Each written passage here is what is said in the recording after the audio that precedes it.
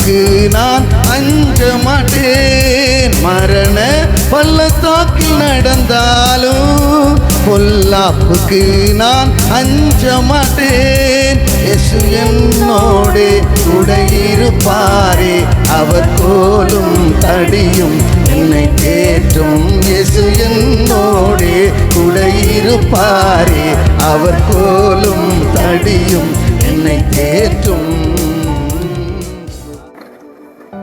40ஆம் சங்கீதத்திலே 6ஆம் வசனம்.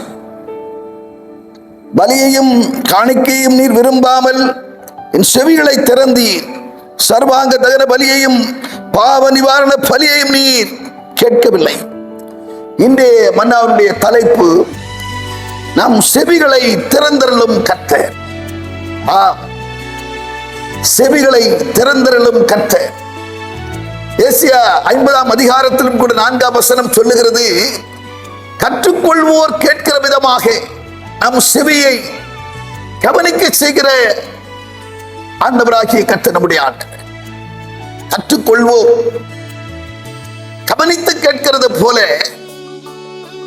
நம்முடைய செவிகளை திறந்து நாம் உன்னிப்பாய் கேட்கும்படி செய்கிறார். எபிரேயர் 2ஆம் அதிகாரத்திலும் கூட 1ஆம் வசனம் சொல்லுகிறது, நீங்கள் கேட்டவைகளை விட்டு விலகாதபடிக்கு அவைகளை மிகுந்த ஜாக்கிரதையோடு கவனித்து கேட்க வேண்டும் என்று சொல்லி வேதம் எச்சரிக்கிறது.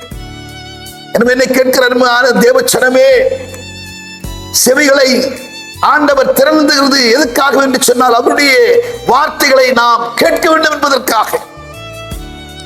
யாக்கோபு 1ஆம் அதிகாரத்திலே 19ஆம் வசனம் சொல்லுகிறது, கேட்கிறதற்கு தீவிரமாகவும் பேசுகிறதற்கு பொறுமையாகவும் கோபிக்கிறதற்கு தாமதமாகவும் இருக்கு.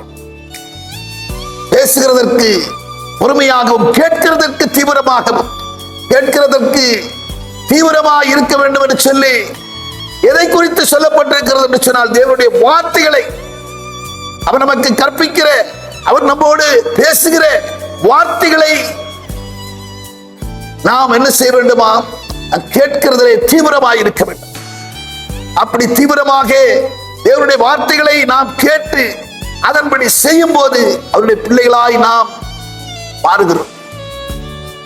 எனவே கேட்டு பெற்றுக் கொண்ட வார்த்தைகளை விட்டு விலகாதபடிக்கு நாளும் வார்த்தைகளை நிலைத்திருக்க வேண்டும் என்று ஆண்டவர் விரும்புகிறார். வேதம் சொல்லுகிறது, நீங்கள் என்னிலும் என் வார்த்தை உங்களிலும் நிலைத்திருக்குமே ஆனால் நீங்கள் கேட்டுக்கொள்வது எதுவாது உங்களுக்கு கொடுக்கப்படும். நீங்கள் மிகுந்த கனிகளை கொடுப்பதனாலே பிதா உங்களிலே மகிமைப்படுவார், நீங்களும் சீசராயிருப்பீர்கள் என்று சொல்லி. எனவே எனக்கு கேட்கிற அருமையான தேவச்சனமே, ஆண்டவர் உங்களுடைய செவிகளை திறக்கிறார். எதற்காக என்று சொன்னால் அவர் நம்மோடு பேசும் வார்த்தைகளை கவனித்து கேட்க வேண்டும் என்பதற்காக.